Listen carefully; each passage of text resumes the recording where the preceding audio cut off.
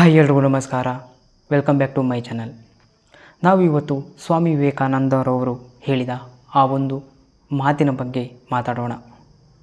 ಒಂದು ಕ್ಷಣ ನೀನು ನಿನ್ನ ಜೀವನದಲ್ಲಿ ಎಷ್ಟು ಬಾರಿ ನನ್ನಿಂದ ಆಗುವುದಿಲ್ಲ ಅಂತ ಹೇಳಿದ್ದೀಯ. ಯಾವ್ಯಾವ ಟೈಮಲ್ಲಿ ಅಂತಂದರೆ ಪರೀಕ್ಷೆ ಬಂದಾಗ ಆಗಿರ್ಬೋದು, ಕಷ್ಟ ಬಂದಾಗ ಆಗಿರ್ಬೋದು, ಜನರು ನಿನ್ನನ್ನು ಕೀಳವಾಗಿ ನೋಡಿದ್ದಾಗ ಆಗಿರ್ಬೋದು, ನಿನ್ನ ಕನಸುಗಳು ನಿನ್ನ ಕೈಯಿಂದ ಜಾರಿ ಹೋಗುತ್ತಿದ್ದಾಗ ಆಗಿರ್ಬೋದು. ಆ ಕ್ಷಣಗಳಲ್ಲಿ ನೀನು ಹುಡುಕಿದ್ದು ಹೊರಗಿನವರ ಸಹಾಯ. ಆದರೆ ಒಬ್ಬ ಮಹಾನ್ ವ್ಯಕ್ತಿ ವರ್ಷಗಳ ಹಿಂದೆಯೇ ಒಂದು ಸತ್ಯ ಹೇಳಿದ್ದರು. ಅದೇನೆಂದರೆ, ಎಲ್ಲ ಶಕ್ತಿಯು ನಿನ್ನೊಳಗೆ ಇದೆ, ನೀನು ಏನು ಬೇಕಾದರೂ ಮಾಡಬಹುದು ಎಂದು ಸ್ವಾಮಿ ವಿವೇಕಾನಂದವರು ಹೇಳಿದ್ದರು. ಈ ಒಂದು ಮಾತು ಮತ್ತು ಈ ಒಂದು ಸಾಲು ಇದು ನಮ್ಮ ಜೀವನವೇ ಬದಲಾಯಿಸುವಂತಹ ಶಕ್ತಿಯನ್ನು ಕೊಡುವಂಥ ಸಾಲುಗಳು. ಏಕೆಂದರೆ ಈ ಜಗತ್ತಿನಲ್ಲಿ ಬಹಳ ಜನ ಸೋಲುವುದು ಶಕ್ತಿ ಇಲ್ಲದ ಕಾರಣಕ್ಕೆ ಅಲ್ಲ, ತಮ್ಮೊಳಗಿನ ಶಕ್ತಿಯನ್ನು ನಂಬದೇ ಇರುವ ಕಾರಣಕ್ಕೆ ಅಂತ ಹೇಳಬಹುದು. ಒಮ್ಮೆ ನೀವು ಕಲ್ಪನೆ ಮಾಡಿಕೊಳ್ಳಿ, ಒಂದು ಸಿಂಹ ತನ್ನ ಶಕ್ತಿಯನ್ನು ಮರೆತು ಕುರಿಗಳ ಜೊತೆ ಬದುಕಿದರೆ ಅದು ಜೀವನ ಪೂರ್ತಿ ತನ್ನನ್ನು ದುರ್ಬಲ ಅಂತಲೇ ಕಾಯಿಸುತ್ತದೆ. ಅದು ಜೀವನ ಪೂರ್ತಿ ತನ್ನನ್ನು ದುರ್ಬಲ ಅಂದುಕೊಂಡೇ ಜೀವನವನ್ನು ಸಾಗಿಸುತ್ತದೆ. ಅದೇ ರೀತಿ ನಮ್ಮೊಳಗೂ ಒಂದು ಅಗ್ನಿ, ಬೆಂಕಿ, ಜ್ವಾಲೆ ಎನ್ನುವುದು ಮರೆಯಬೇಡಿ. ಒಂದು ಶಕ್ತಿ ಇದೆ, ಒಂದು ಟ್ಯಾಲೆಂಟ್ ಕೂಡ ಇದೆ. ಆದರೆ ಹಲವರು ಅದನ್ನು ಎಂದಿಗೂ ಎಚ್ಚರಿಸಿಕೊಳ್ಳುವುದಿಲ್ಲ. ಯಾಕೆ ಗೊತ್ತಾ? ಸಮಾಜ ಮೊದಲು ನಮ್ಮ ದುರ್ಬಲತೆಯನ್ನು ಹೇಳುತ್ತದೆ. ಅದು ನಿನ್ನಿಂದ ಆಗುವುದಿಲ್ಲ, ನೀನು ಸಾಮಾನ್ಯದವನು, ಅದು ದೊಡ್ಡವರ ಕೆಲಸ, ನಿನ್ನಿಂದ ಆಗುವುದಿಲ್ಲ, ಬಿಟ್ಟು ಬಿಡು ಅಂತ. ಇಂತಹ ಮಾತುಗಳನ್ನು ಕೇಳುತ್ತಾ ಕೇಳುತ್ತಾ ಒಬ್ಬ ವ್ಯಕ್ತಿ ತನ್ನ ಸಾಮರ್ಥ್ಯವನ್ನೇ ಮರೆತು ಬಿಡುತ್ತಾನೆ. ಅಸಲಿ ಸತ್ಯ ಏನಂತ ಗೊತ್ತಾ? ಈ ಜಗತ್ತಿನಲ್ಲಿ ದೊಡ್ಡ ಸಾಧನೆ ಮಾಡಿದ ಪ್ರತಿಯೊಬ್ಬರೂ ಕೂಡ ಒಮ್ಮೆ ಸಾಮಾನ್ಯದವರೇ ಆಗಿದ್ದರು.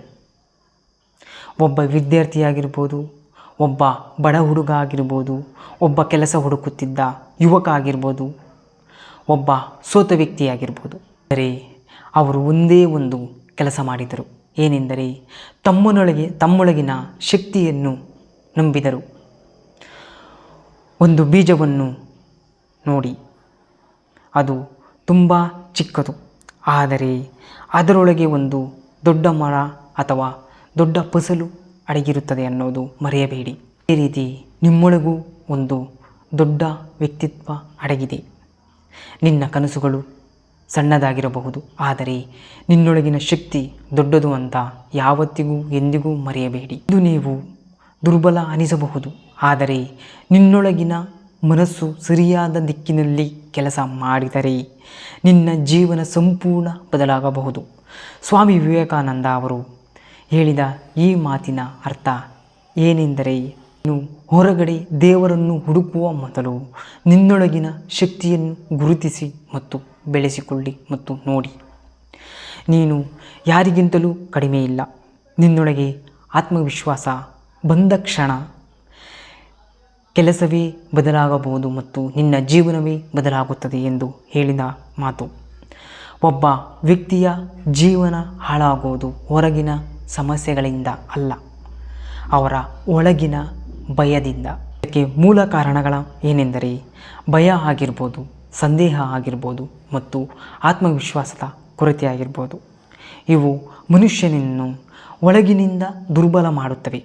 ಆದರೆ ಒಮ್ಮೆ ನೀನು ನಿನ್ನ ಮನಸ್ಸಿಗೆ ಹೇಳು, ನನ್ನೊಳಗೆ ಶಕ್ತಿ ಇದೆ, ನನ್ನಿಂದ ಆಗುತ್ತದೆ, ನಾನು ಸೋಲೋದಿಲ್ಲ ಅಂತ. ಆ ಕ್ಷಣದಿಂದಲೇ ನಿನ್ನ ಜೀವನದ ದಿಕ್ಕೇ ಬದಲಾಗುವುದು ಖಂಡಿತ. ನೋಡಿ, ಬೆಂಕಿ ಹೊರಗಿನಿಂದ ಬರುವುದಿಲ್ಲ, ಒಂದು ಚಿಕ್ಕ ಕಿಡಿ ಒಳಗೆ ಹುಟ್ಟುತ್ತದೆ. ಹಾಗೆ ಯಶಸ್ಸು ಕೂಡ ಹೊರಗಿನಿಂದ ಬರುವುದಿಲ್ಲ, ಅದು ಮೊದಲು ನಿನ್ನ ನಂಬಿಕೆಯಿಂದ ಹುಟ್ಟುತ್ತದೆ. ನೀನು ನಿನ್ನ ಮೇಲೆ ನಂಬಿಕೆ ಇಟ್ಟರೆ ಈ ಜಗತ್ತು ಒಂದು ದಿನ ನಿನ್ನ ಮೇಲೆ ನಂಬಿಕೆ ಇಡುವುದಂತೂ ಖಂಡಿತ. ಹಾಗಾದರೆ ಇಂದು ನಿನ್ನ ಪರಿಸ್ಥಿತಿ ಹೇಗಿದ್ದರೂ ಪರವಾಗಿಲ್ಲ.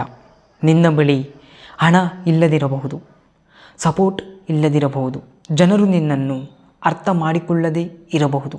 ಆದರೆ ನಿನ್ನೊಳಗಿನ ಶಕ್ತಿ ಜೀವಂತವಾಗಿದ್ದರೆ ನಿನ್ನನ್ನು ಯಾರೂ ನಿಲ್ಲಿಸಲಾರರು.